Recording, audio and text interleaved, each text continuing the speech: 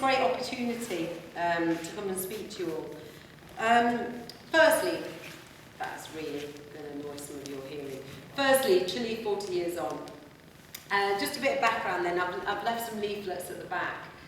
Basically, as 2013 was approaching, Chileans from all around the world started to get that feeling, because we knew that 2013 was going to bring an important date for us. It was going to be the 40th anniversary of the coup in Chile, 11th of September 1973, the original 11th of September that sadly not as many people know about as the second one. And this initiative started by Chilean exiles in the north of England, who decided that it was a brilliant time, a great opportunity to get together and coordinate events all over Britain to commemorate the 40 years of Chile and the Chilean coup. And I was given the task of doing that in London. And thankfully, it's been a great success. If you look on our website, there's events that have gone on everywhere around Britain, from Scotland to London to Coventry to Bristol. It's been amazing. And there's three reasons why we felt this was important. Firstly, to commemorate our loved ones. Like Claire was saying, we have over 2,000 people that are still disappeared. And what we mean by disappeared is literally vanished. I mean, can you imagine the heartache of families to not know how their loved one was killed, to not know who killed them, why, or where their remains are, to not have a grave to visit, to go and lay flowers, to speak to in those moments of sadness. And that's what over 2,000 families go through, day in, day out in Chile today, still. So firstly, it was a commemoration of our victims and our disappeared. Secondly, it was to celebrate the solidarity that Claire so eloquently just spoke about, in terms of the solidarity that me and my family received when we arrived. It's not going to work. And what me and my family received when we arrived, and indeed other Chilean families received in Britain, which was incredible, from the labour movement to local Labour Party activists, to ordinary men and women who opened up their homes to us, their families, their lives, because they realised that we were in need of refuge and support. And thirdly, we wanted to make the links between Chile during the dictatorship and since, and Britain today. And hopefully by the end of my talk you'll understand what I mean by those links, but as Claire said, you know, they're basically based on the economic system that we all live in today in Britain. So, just to go back then a little moment in history to explain Chile. Chile was a country that was never heard of military dictatorships, unlike other countries in Latin America. It actually was known as the English of South America because of its great tradition of democracy and its respect for its democratic institutions. So put in that context, the coup in Chile in 1973 was particularly not only brutal but shocking, not only just to the world but to Chileans themselves.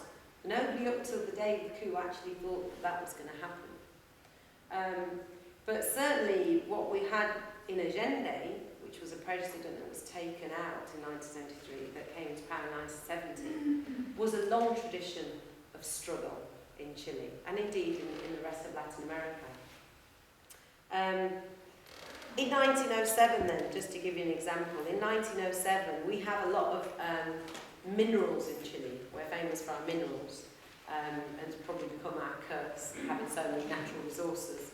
But we've got many minerals deep in the earth, so we had a strong tradition of mining industries.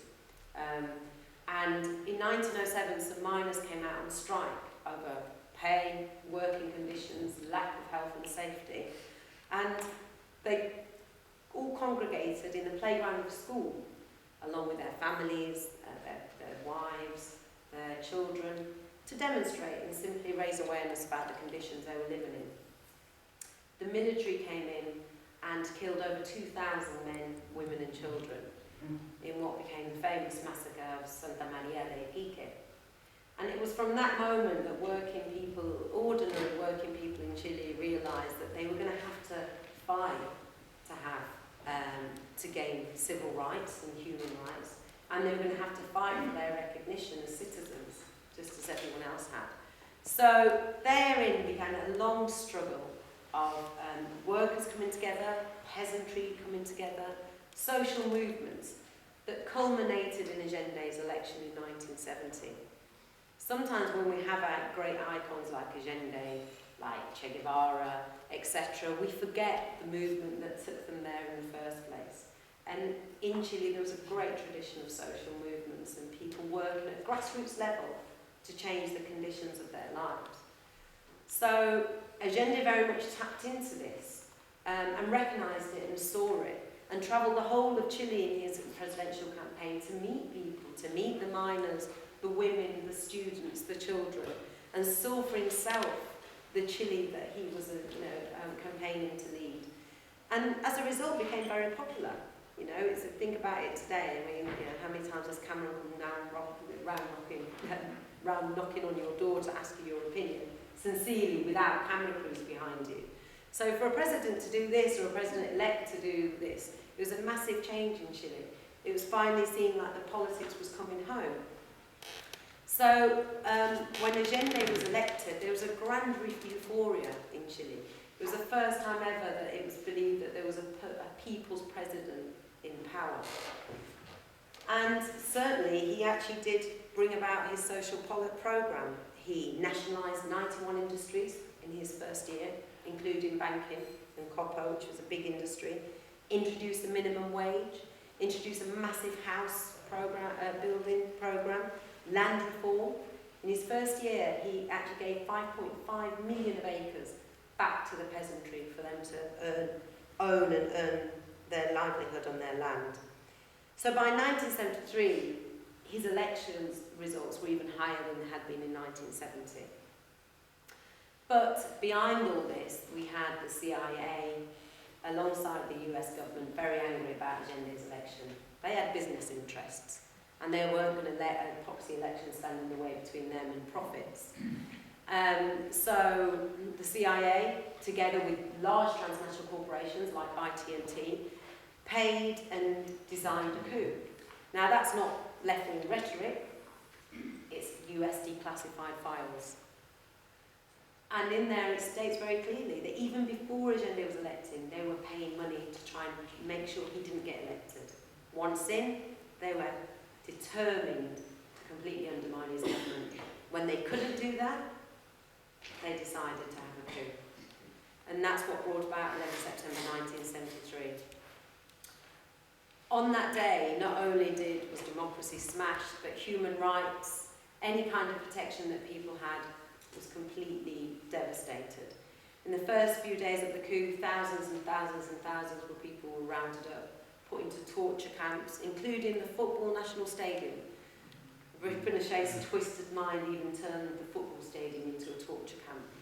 He turned the holiday homes that Allende built for the workers into torture camps. And thousands of people lost their lives simply for having elected a president that they believed in. But the real reason behind the coup was the need to have a neoliberal agenda. Chile became the laboratory for neoliberalism. Up until then, people didn't really pay much attention to neoliberalism. Keynesianism was the model of the time. But with such a repressive system, Pinochet was able to impose neoliberalism in a way that completely changed Chilean society forever. And in a way that Thatcher did here. I mean, we had it by the bullet, you guys had it by the ballot box, but the policies were the same. Deregulation, privatisation, the privatisation of the pension system, the great pension system that Britain now has that is crippling under the burden, imported from Chile. Thatcher sent over a minister over there to copy the system to then implement into this country. It's the same system. Remember the tuition fees going up and then going up again? That neoliberal idea? Well, exactly the same thing happened in Chile. And in fact, the students today are now fighting for free education in Chile. So, to go back to solidarity, I think it's worth mentioning the fact that so many people came forward and helped the Chileans when they arrived. The Chile Solidarity Campaign was created more or less instantly as soon in the days of that happening. But the solidarity for us that was most important wasn't just that, you know, at committee level, it was just ordinary people, steel workers, mine workers, factory workers. A story that I've been sharing as I've been giving speeches that I'll share with you tonight is a story of the East Kilbride workers. Now these are workers up in Scotland and that were in a factory, and one day during the dictatorship arrives a shipment from Chile, and it happens to be the engines of hunter jets that the dictatorship regime was using to bomb civilians. So the workers said, oh, we're not touching them. And the bosses were like, what do you mean we're not touching them? Oh, we're not doing them. We're not fixing them. But they've come in from Chile, we have to fix them. They were bought from us in the first place. We have an obligation. No, we're not fixing them. So the workers put them in a corner, in a box, put a big red stamp on them, not to be touched. And not one worker touched those engines of those jets to fix them. And you can imagine the Chilean government was fuming, demanding the British government to move in and do something. But what could the British do? The trade unions were saying no, they were backing the workers' decision on this, and they didn't touch them. So they asked the Chileans eventually, after 4 years, it's left there to rust. The Chileans asked for them back. And the workers said, oh, we're not moving the boxes. Overnight, the MI5 came in and took those boxes. And we know for a fact that they did not fly from one Scottish airport because all the workers in the Scottish airports refused to put them into the plane. So they won from an RAF base. Now, it's those stories of solidarity. I mean, by the time they arrived back in Chile, were useless, couldn't be used again, beyond repair. So it's those little stories that that thousands of workers decided to do that probably didn't mean anything, didn't realise the impact that would have. And later on, I was talking to a friend of mine, and she was telling me that there was a prisoner in one of these torture camps I was telling you, and he was really physically on his last legs, literally. He'd been tortured, his body was completely broken, he couldn't take any more pain. Spiritually, he'd lost all hope, he just had enough, he just wanted to die. All his dreams had been shattered, he didn't know where his family was, he'd practically given up, and, understandably so. And I've been told to stop, but I'll finish the story. I think it's slightly more important. And he said, I've lost my thing now. He wanted to give up. Now, the soldiers that would keep a watch on them would often turn off the radio when the news come on because they didn't want the prisoners to hear what was going on, especially the international uproar.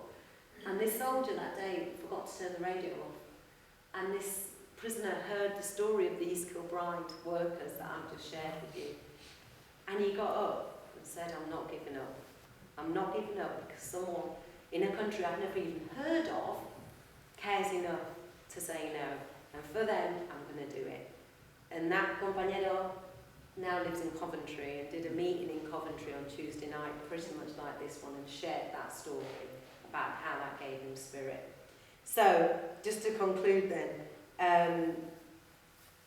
what Chile chose us is what can be done with a left that is united, and I think that was vital in what Allende did in popular unity.